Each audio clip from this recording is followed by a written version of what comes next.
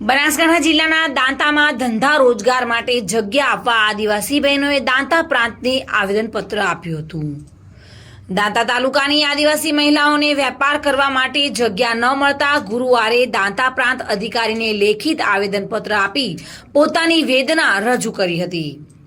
શાકભાજીનો વેપાર કરતી મહિલાઓએ જગ્યાની માંગણી કરી હતી। દાંતા નજીકના ધરેડા, શિયાવાડા, હરિવાવ, માળ સહિતના આસપાસની આદિવાસી મહિલાઓ પ્રાકૃતિક ખેતી દ્વારા શાકભાજીનું ઉત્પાદન કરે છે અને તેનો વેપાર કરવા તાલુકા મથક દાંતામાં મોટી સંખ્યામાં આવે છે। જો કે આત્મનિર્ભર એવી આદિવાસી મહિલાઓની લાચારી એ જોવા મળી રહી છે કે તેમને દાંતામાં રોજગાર કરવા સરકારી જમીન જ નથી, જેને લઈને મોટી સંખ્યામાં અસંતુષ્ટ મહિલાઓએ ગુરુવારે દાંતા પ્રાંત અધિકારીની કચેરીમાં આવેદનપત્ર આપ્યું હતું।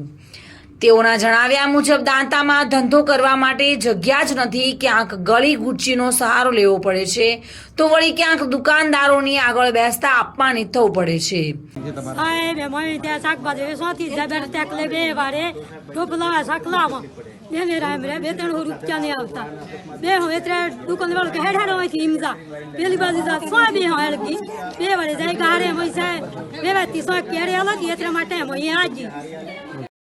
એટલું જ નહીં, 10 વર્ષ પૂર્વે આદિવાસી બહેનોને રોજગાર માટે પાકો હાટ બનાવ્યો હતો, પરંતુ તેમાં પણ આસપાસના દબાણ અને માળ ચારેક મહિલાઓ બેસી શકે તેટલી જગ્યા રાખી છે।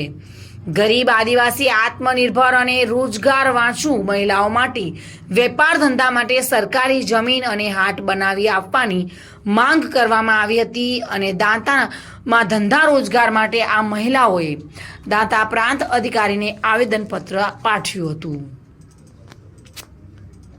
જીતેન્દ્ર સોલંકી સાથે bureau report, today Gujarati news.